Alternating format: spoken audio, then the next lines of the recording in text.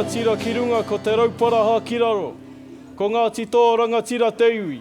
Ana e tehi WAIATA mō ngā iri whakatipu o tira ki ngā iwi katoa. Kia kaha. Kia toa. Kia Rangatira te tū. Ngā titoa Rangatira.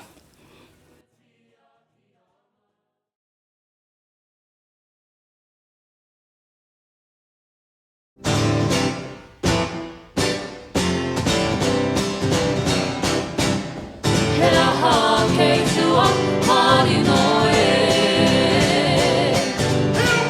Nau mai e pama, nau mai e hine, noho mai te maru, o taku tito ki i te riu. O wairau e, nei te whakamanawa. I te riu o wairau.